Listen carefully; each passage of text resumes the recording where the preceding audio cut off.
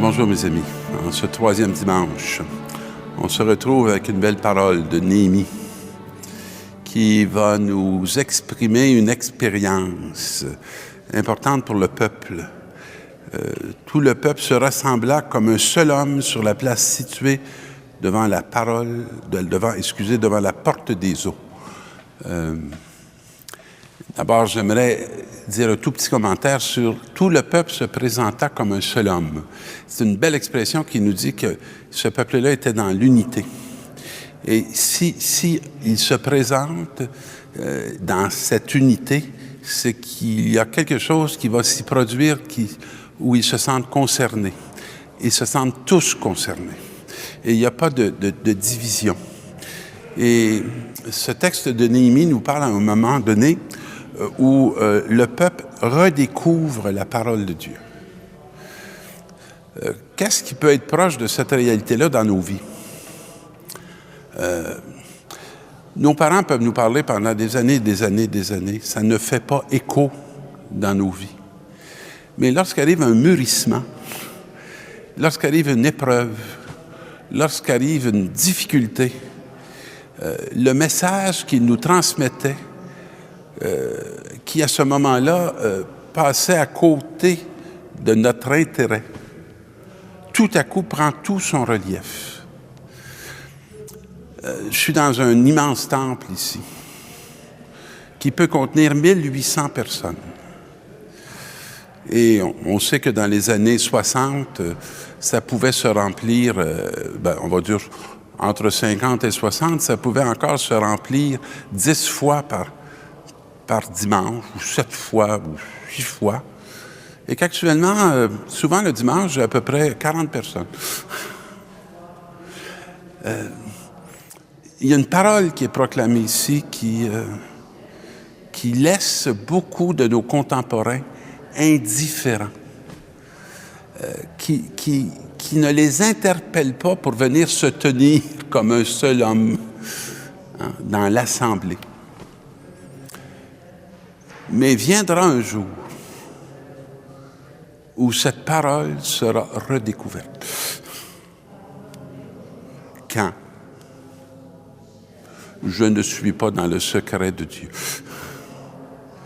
Mais que cette parole, elle sera comme désirée parce que une expérience aura profondément traversé ce peuple de Dieu qui ne se reconnaissait plus comme tel et qui vont être conduits à retoucher ou à revisiter une transmission qui leur a été faite par peut-être notre génération ou la génération qui suit.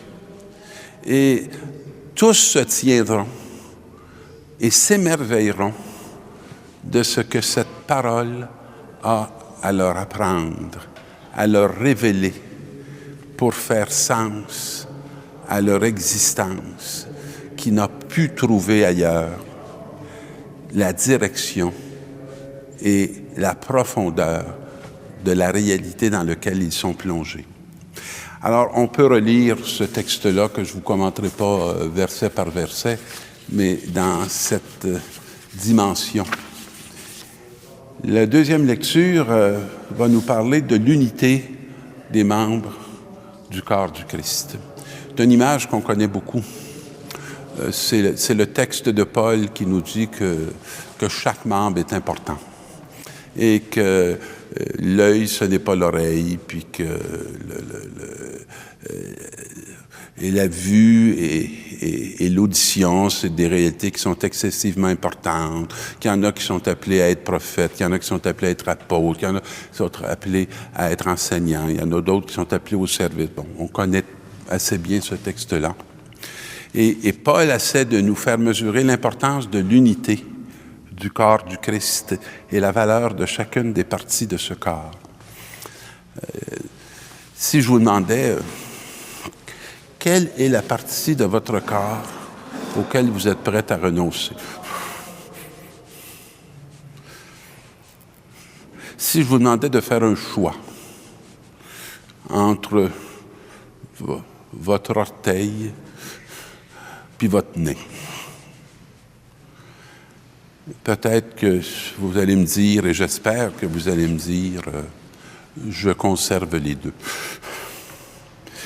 Parce que dans les plus petites parties de notre corps, qui nous semblent parfois bien secondaires, il suffit qu'elles soient marquées par une absence ou par une souffrance pour qu'on découvre toute la place qu'ils tiennent dans notre organisation corporelle. Le peuple de Dieu n'a pas d'êtres qui sont insignifiants. Il n'y a pas d'être plus important. Il y a des rôles différents. Il y a des dons différents. Mais nos rôles et nos dons, ce n'est pas cette dimension qui donne valeur à nos êtres. Chacun des êtres sont précieux. Si je fais l'article de la mort, je n'ai pas besoin, si je suis en manque de soins, d'un millionnaire ou d'un médecin ou d'un comptable. Ce dont j'ai besoin, c'est d'une présence qui va être soignante.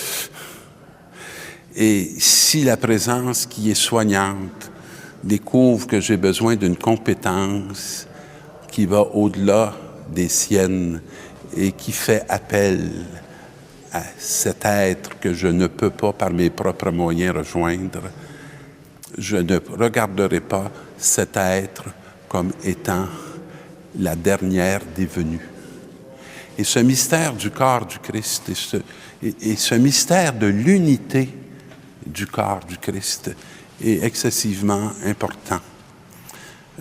Et il me semble que dans mes années de ministère auprès des personnes handicapées physiques, ça m'a été intimement révélé. Et combien j'ai pu contempler, admirer, reconnaître l'œuvre exceptionnelle de Dieu à travers des gens parfois très simples qui, aux yeux du monde, n'étaient pas reconnus comme pouvant apporter et étaient souvent reconnus comme des assistés ou comme des gens qui étaient comme un poids pour notre société, alors qu'ils étaient bien autant des dons que n'importe lequel d'entre nous. Dans la parole d'Évangile qui nous est proposée aujourd'hui, qui est tirée de Saint Luc, aujourd'hui s'accomplit la parole.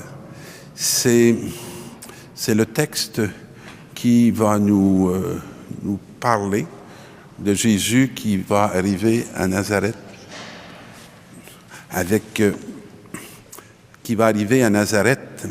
et qui va se lever dans la synagogue et faire la lecture du livre d'Isaïe et qui va proclamer que la bonne nouvelle est annoncée aux pauvres, que les prisonniers sont libres, que les aveugles voient la lumière, que les opprimés vont être libérés et qu'une année de bienfaits va être accordée par le Seigneur. Et c'est intéressant, quand il referme le livre et le rend au servant, Jésus ajoute ceci: « Cette parole que vous entendez est accomplie pour vous aujourd'hui. » L'aujourd'hui de Dieu est une réalité dont on ne doit pas perdre de vue. On peut lire la parole, on peut lire les évangiles en s'imaginant que cette réalité était merveilleuse dans le passé. Mais cette parole nous dit, cette parole s'accomplit aujourd'hui pour vous. Et chaque fois qu'un homme, chaque fois qu'un humain, que l'humanité se mobilise et reçoit cette éternelle présence de l'amour de Dieu qui se manifeste à travers toutes les époques, on peut toucher que nous sommes dans un temps de grâce et un temps de bienfait. Je nous invite à être conscients de la responsabilité qui est la nôtre comme croyants et comme chrétiens, de pouvoir nous aussi, à la suite de Jésus, de dire « Aujourd'hui, cette parole est accomplie pour vous. » Mes amis, bonne semaine et bonne mission.